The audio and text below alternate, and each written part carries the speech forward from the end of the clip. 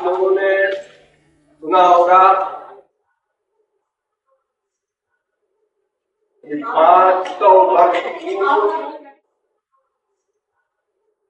गौरांग महाप्रभु का अवतार हुआ था।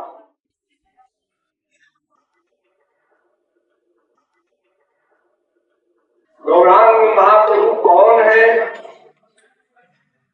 ये समझाने का विषय नहीं, बताने का विषय नहीं, समझने का विषय नहीं। फिर भी ग्रंथों में बताया गया है, संतों ने बताया है, अतः थोड़ा बहुत यत् किंचित लवलेश मात्र का परिचय आपके सामने प्रस्तुत किया जा रहा है। ये तो आप लोग जानते ही हैं, अनंत कोटि ब्रह्मांड नायक, सर्वद्रष्टा, सर्वनियंता, सर्वसाक्षी, सर्वविरुद्ध, सर्वेश्वर, सर्वशक्तिमान भगवान श्री कृष्ण ही है। अनंत कोटि ब्रह्मा विष्णु शंकर आज सब उनके अंडर में, वे ही आनंद सिंधु श्री कृष्ण करुणावश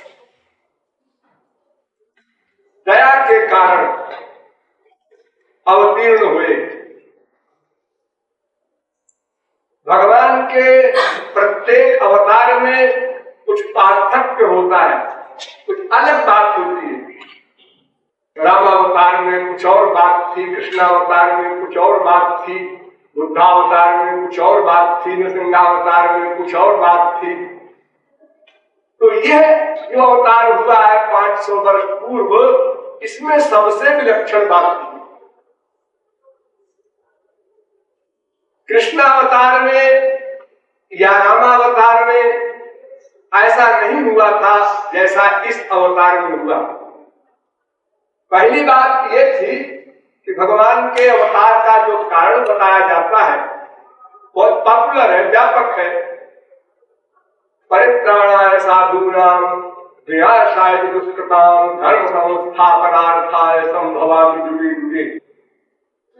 मैं साधुओं की रक्षा के लिए, दैत्यों के नाश के लिए, धर्म के संस्थापन के लिए बार बार अवतार लेता हूं। ये भगवान का गीता में उद्घोष। लेकिन इस अवतार की विशेषता ये है कि गौरांग महाप्रभु ने भूभार उतारने के लिए, जीव कल्याण के लिए यह प्रतिज्ञा की थी, मैं शस्त्र नहीं उठाऊंगा,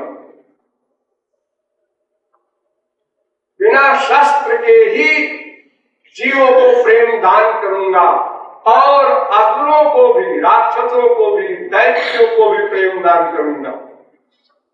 हथियार से मार करके उनको अपने लोक भेजना ये कोई कमाल नहीं है, क्योंकि वे राक्षस प्रेमानंद से वंचित रह जाते हैं।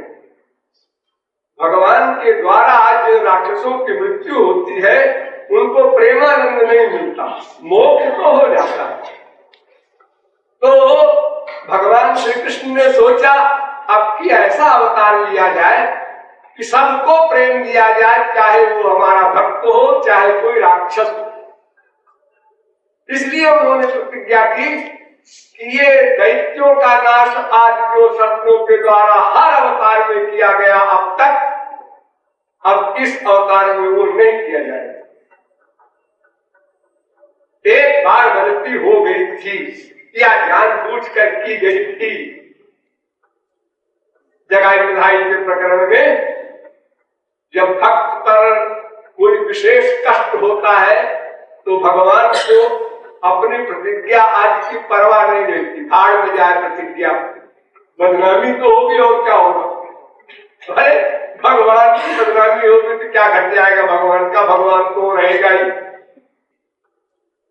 अतएव चक्र को बुला लिया था लेकिन चलाया नहीं, केवल बुलाया था और भक्तों ने स्मरण करा दिया, महाराज आप समाधि में चले गए, आप नॉर्मल हो जाइए और सोचिए आपने क्या प्रतिज्ञा की थी, हथियार नहीं उठाऊंगा, गौरांग महाप्रभु सावधान हो गए, समाधि से बाहर आ गए और चक्र को वापस कर दिया। तो बिना शस्त्र के ही जीवों को प्रेम दान करने का व्रत लेकर अवतार लेने वाले एकमात्र संपूर्ण अवतारों में सर्वश्रेष्ठ माने जाने वाले गौरांग महाप्रभु। और दूसरी बात यह कि हर अवतार में भगवान उस काल के अनुसार आदर्श का स्थापन करते हैं। जैसे रामावतार में त्रेता युग था तो कर्मयोग के द्वारा जीवों को कल्याण पथ पर अग्रसर करना लक्ष्य था, अतएव स्वयं कर्मयोग का पालन करते हैं और जनता को बताते हैं कि इस प्रकार आप लोगों को गृहस्थ में रहकर अपने परम चरम लक्ष्य की ओर बढ़ना चाहिए। कृष्णावतार में दोनों प्रकार के अभिनय करते हैं। द्वारिका में गृहस्थ धर्म का अभिनय करते हैं और ब्रज में योगारूढ़ जीवन मुक्त परमहंसों के लिए भी जो अप्राप्त है ऐसे अधिकारियों को दिव्य प्रेम दान का सौरस्त्य प्रदान करते हैं, जिसे आप लोग महाराज आदि शब्दों में सुनते हैं, समझ नहीं सकते। अनंत कोटि कल्प तक अगर आप लोग बुद्धि लगाकर बार बार पागल होते जाएं तो भी महाराज शब्द का अर्थ भी नहीं समझ सकते। उस कक्षा का वो रस है, लेकिन यह कलयुग है। इस कलयुग में जीवों की मनोवृत्ति का बहुत ही दयनीय हाल है। अतएव भगवान श्री कृष्ण ने सोचा अब इन जीवों के कल्याण के लिए क्या करना होगा। ऐसा कुछ करना होगा जिससे घोर से घोर नारकी जीव भी अपना कल्याण कर सके।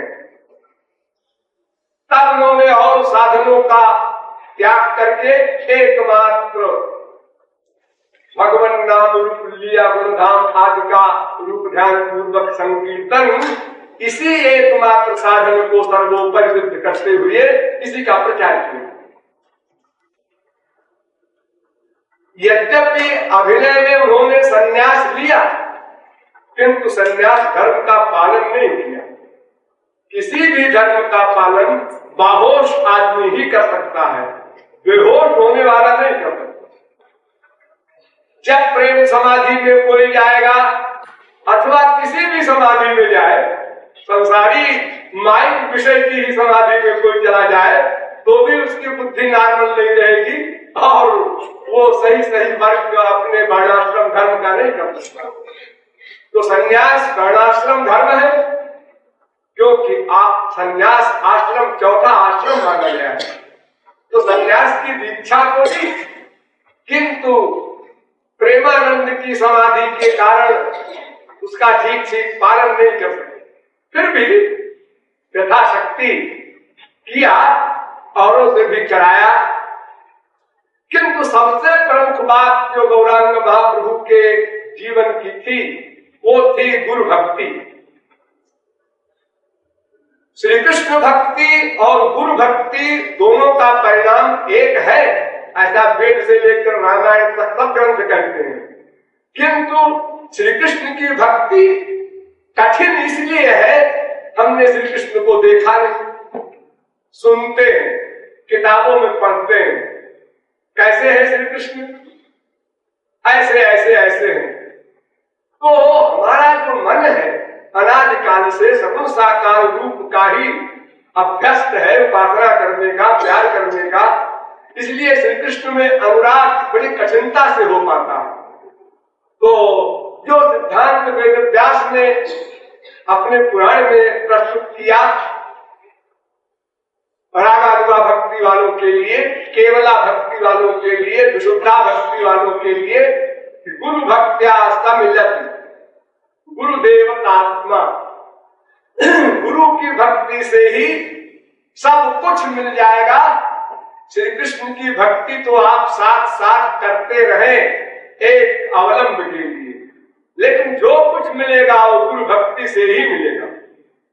और इस सिद्धांत पर गौरांग महाप्रभु ने इतना अमल किया कि एक शिष्य ने गुरु की आज्ञा का थोड़ा सा उल्लंघन किया।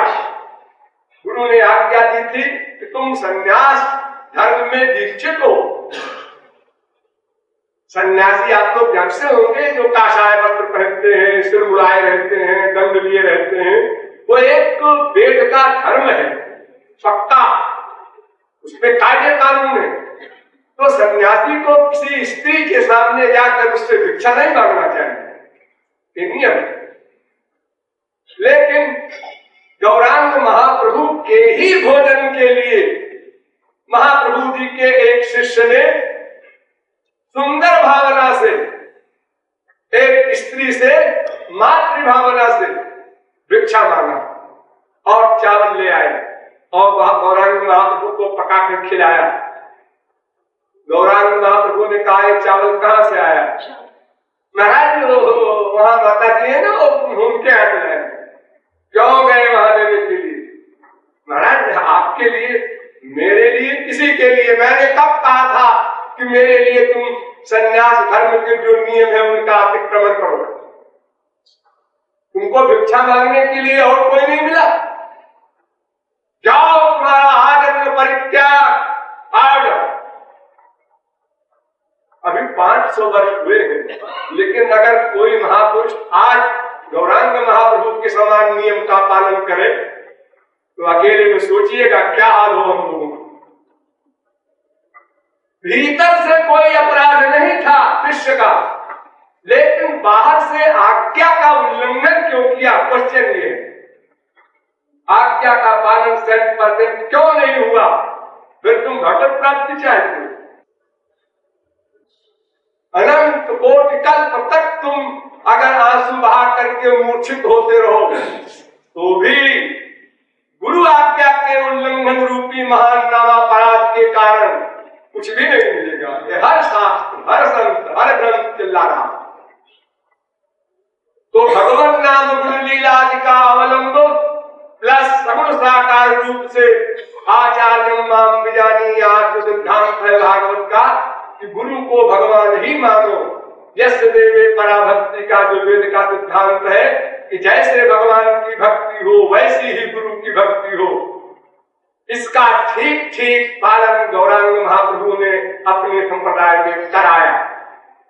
दंड देकर लोगों को सावधान किया कि भविष्य में आप कोई ऐसी गलती न करें। आज तुम्हारी अच्छी भावना है, तुमने भिक्षा मांगा है मां समझ करके एक स्त्री से, कल हर सन्यासी यही करेगा और किसी का पतन हो जाएगा तो बदनाम तो मैं होऊंगा। गौरांग महाप्रभु सन्यासी थे और अपने शिष्य को दंड नहीं दिया। दंड तो अपराध का मिलता है, जी हाँ, तो उसने अपराध तो नहीं किया, अपराध नहीं किया, लेकिन यही अपराध है कि गुरु आज्ञा का उल्लंघन, बस इससे बड़ा कोई अपराध नहीं। केवल आचार्यवान पुरुषो ही वेद, आचार्यवान रहना है, हमेशा बुद्धि को गुरु के आदेश में जोड़े रहना है प्रतिक्षण। एक क्षण को बुद्धि स्खलित हुई, अलग हुई, सब 0/100। तुम मत सोचो मैंने साधना इतनी की है, आंसू इतने बहाए हैं, ये सब गर्व नहीं काम देगा। भगवान के लिए असह्य है कि भगवान ने अपने ही हाथ से कानून बनाया है और स्वयं फंस गए। भक्तों के प्रति जो उनका वात्सल्य है, अब मैं आप लोगों का बहुत समय ले रहा हूं, तो आप लोग समझ गए होंगे कि श्री कृष्ण के अवतार, कोई कहता है राधा के अवतार, दोनों एक बात है।